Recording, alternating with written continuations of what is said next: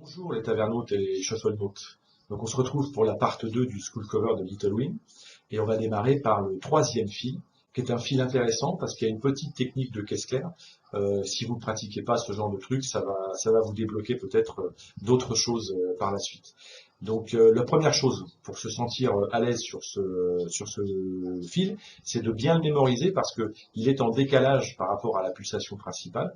Donc, si on le ressent pas bien, vous allez avoir du mal à le jouer bien en place.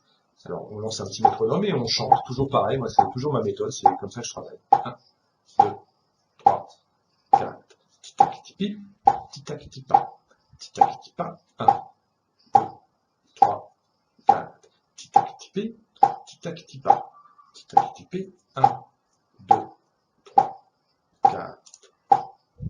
Voilà, et vous répétez cette opération jusqu'à ce que vous vous sentiez à l'aise, que le phrasé vous semble naturel, et après vous pourrez passer à la phase batterie.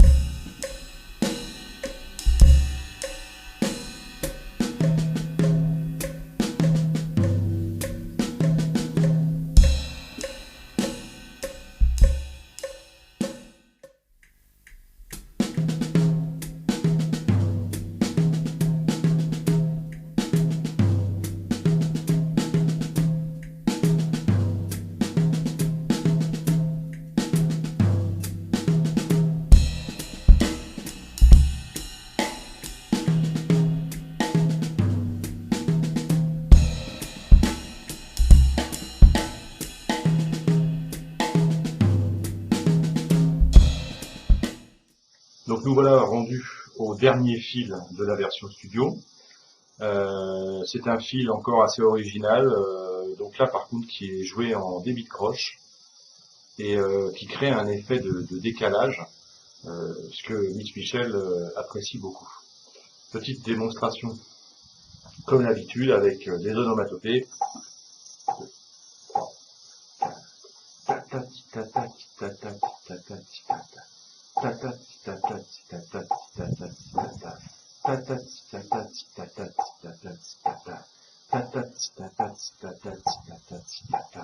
Voilà, travaillez ça jusqu'à ce que ça devienne vraiment naturel et puis après vous pouvez commencer à attaquer.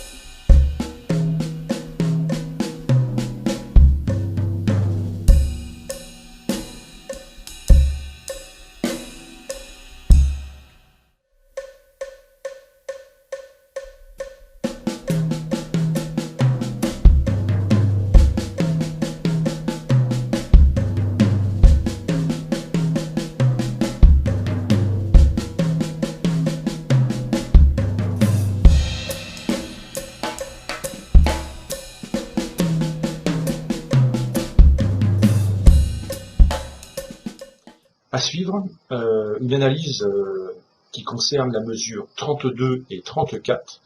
Mitch Michel fait des roulements en débit de double croche, et donc c'est une petite polyrythmie puisque le morceau est principalement en ternaire. C'est intéressant à travailler parce que à cette vitesse-là, c'est pas trop difficile et ça vous permet d'apprendre à faire ce genre de changement dans le morceau, et ça peut être après réutilisé et souvent les effets sont assez intéressants.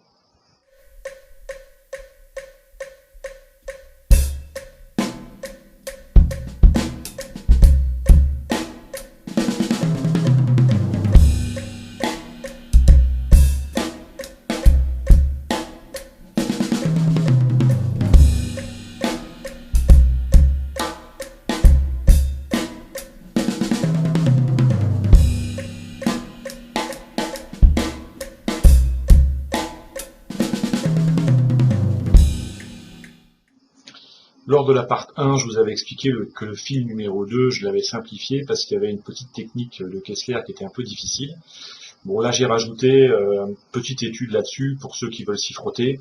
C'est en 3 étapes, donc la première partie exactement comme je la joue lors de l'explication, la deuxième partie en débit de triolet, et puis après, on s'appuie sur la deuxième partie de débit de triolet pour rajouter un petit papa-maman à un endroit précis, juste avant les accents joués sur les tomes, à travailler, voilà, jusqu'à ce que ça rentre, alors soit très lentement, et en accélérant progressivement, jusqu'à être dedans. Bon, moi, il y a des petites approximations, mais bon, l'important, c'est que vous ayez compris comment on réalise ce phrasé.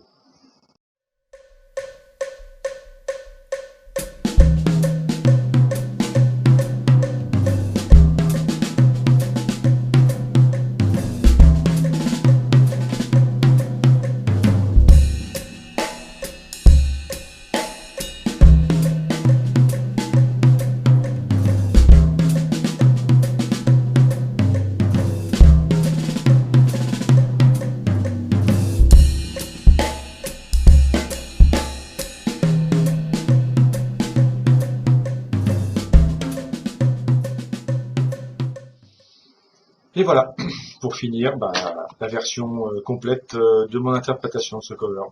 À bientôt.